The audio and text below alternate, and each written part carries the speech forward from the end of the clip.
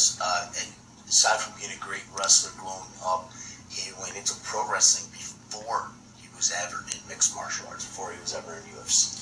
And if you follow Ken's progression, yeah, and this is the thing about Ken. He went into the National Wrestling Alliance, NWA, when it was very, very tough to get into the NWA. They basically would have like 80 guys come to a camp, and it was basically a con game where they would have the guys run and do tons of hack squats, and you hear all the old stories of how pro wrestling worked, and then they'd stick them in the ring with a shooter or somebody that's very capable, and the guy would just get beaten up and stretched and sent home. And Ken was one of those very few guys that stuck around to actually get into the NWA. And then he went to Japan, and if you follow mixed martial arts, the history of mixed martial arts, and if you've read my book, if you've read the definitive history on mixed martial arts and pro wrestling, you really know the history of it. You read Rough and Tumble, my book with Eric Paulson. You know that mixed martial arts actually started pre-UFC in Japan, where it evolved from professional wrestling. UWFI evolved into Pancrase. Shuto evolved from Tiger Mask. Satoru Siyama started Tiger Mask, where Eric Paulson was the world champion, and they evolved into legitimate contests. Well, Ken Shamrock started out as a UWFI guy with a Kazushi Sakuraba, and then he ended up in Pancrase with Boss Rutan, Frank Shamrock.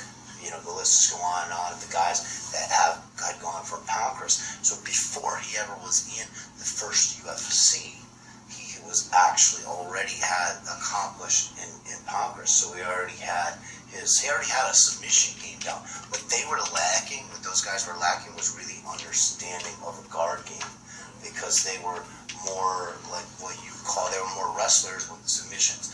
But Ken's game evolved, and he had a long and storied career, and it's arguable, whether he should have stayed in the game this long.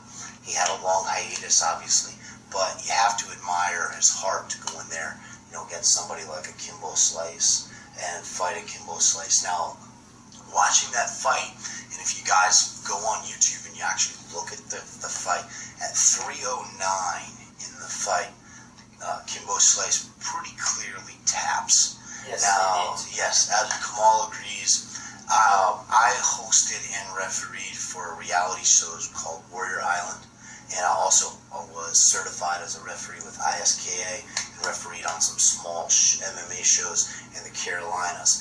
And I would have called that, because one of the things that they teach you in ISKA is any kind of tap on your body or your opponent's body, you call the match. Because you loosen up, you let go of your position. Yeah. And that's, I think, what happened. And what I think really happened there, like Kamal said, is Kimbo tapped, Ken loosened the hold, which he was just saying he did when we were texting, and that really enabled Kimbo to get a better position. Yeah. The second part of that is John McCarthy stopped it so fast, and Ken still had his hands up, although he was knocked down. He was clearly not out. So that's a second piece, of the puzzle there. So everybody should go back and watch that fight.